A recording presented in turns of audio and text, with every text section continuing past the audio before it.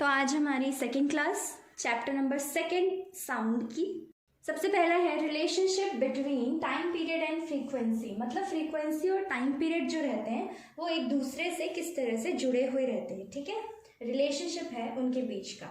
तो क्या है, फ्रीक्वेंसी जो है वो इनवर्सली प्रोपोर्शनल है। यहाँ पे हमें क्या दिख रहा है, frequency is equals to 1/t। 1/t का मतलब इनवर्सली प्रोपोर्शनल है। इसका मतलब जब फ्रीक्वेंसी बढ़ेगी तब टाइम पीरियड घटेगा, जब फ्रीक्वेंसी घटेगी तब टाइम पीरियड बढ़ेगा। ये होता है इनवर्स रिलेशनशिप। ठीक है, ये है इसका फॉर्मूला। नेक्स्ट हमारा वेलोसिटी ऑफ साउंड। वेलोसिटी या स्पीड बोल सकते हैं। साउंड की स्पीड किस तरह से निकालते हैं, तो उसका फॉर्मूला रहता है फ्रीक्वेंसी इंटू वेवलेंथ। वेवलेंथ को हम लिखते हैं लैम्डा, फ्रीक्वेंसी को हम लिखते हैं न्यू।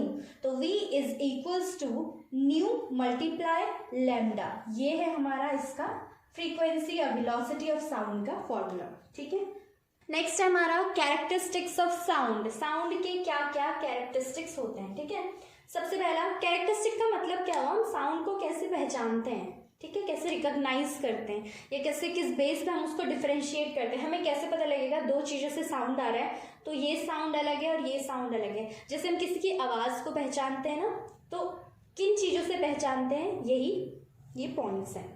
सबसे पहले हमारे पास में लाउडनेस। लाउडनेस किस पर डिपेंड करती है, एम्पलीट्यूड पर। हमने क्या पढ़ा था, एम्पलीट्यूड क्या होता है, कोई भी वाइब्रेटिंग बॉडी या कोई भी ऑसिलेटिंग बॉडी जो होती है वो अपनी सेंट्रल पोजीशन से जितना मूव करती है, सेंट्रल पोजीशन से जितना दूर आती है, जितना डिस्प्लेस करती है, इसको हम क्या कहते हैं, एम्पलीट्यूड कहते हैं। ठीक है, जैसे अगर हम बात करें किसी गिटार की स्ट्रिंग की, जब हम उसको बजाते हैं तो वो क्या है, जैसे हम बात करें किसी गिटार की स्ट्रिंग की, तो जब भी हम क्या करते हैं, गिटार की स्ट्रिंग को प्लग करते हैं तो ये वाइब्रेट करना शुरू कर देती है इस तरीके से, है ना, आगे और पीछे टू एंड फ्रो मोशन करती है।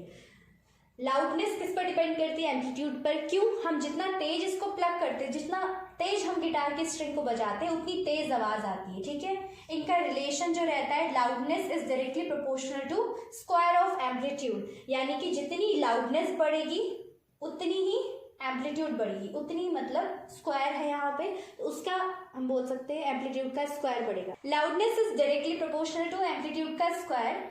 इसका मतलब क्या है कि लाउडनेस जो है, लाउडनेस बढ़ेगी तो एम्पलीट्यूड बढ़ेगा, लाउडनेस घटेगा तो एम्पलीट्यूड घटेगा। जैसे गिटार स्ट्रिंग का हमने एग्जांपल दिया, तो जितनी तेज हम गिटार स्ट्रिंग को प्लग करेंगे उतनी तेज उसकी आवाज आएगी। लाउडनेस को किस में नापते हैं, इसकी यूनिट क्या होती है, डेसिबल, जिसको हम लिखते हैं स्मॉल डी और कैपिटल बी, इससे डिनोट करते हैं। ठीक है, हमारे पास में कुछ इंपॉर्टेंट साउंड से उनकी लाउडनेस हमें एज इट इज लर्न करनी पड़ेगी। ठीक है, जैसे सबसे पहले नॉर्मल ब्रीदिंग, जब हम नॉर्मली सांस लेते हैं उसकी लाउडनेस कितनी होती है, उसकी लाउडनेस होती है 10 डेसिबल, डीबी डेसिबल। ठीक है, सॉफ्ट विस्पर, विस्पर मतलब फुसफुसाना, जब हम फुसफुसा के बात करते हैं तो उसकी लाउडनेस कितनी होती है, 30 डेसिबल।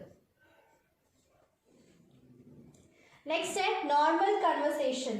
जब हम आम बात कर रहे होते हैं किसी से तो उसकी लाउडनेस कितनी होती है, उसकी लाउडनेस होती है हमारी 60 डेसिबल। नेक्स्ट है हमारा बिजी ट्रैफिक। जब भी सड़कों पर जाम लगा हुआ होता है तो उसकी जो लाउडनेस होती है वो होती है 70 डेसिबल। और जो एवरेज फैक्ट्री होती है, जो फैक्ट्रीज में जो नॉइज आती है उसकी लाउडनेस होती है 80 डेसिबल। इससे ऊपर जब भी हमारी लाउडनेस जाती है तो वो हमारे कानों के लिए, एयर्स के लिए बहुत ज्यादा पेनफुल हो जाता है।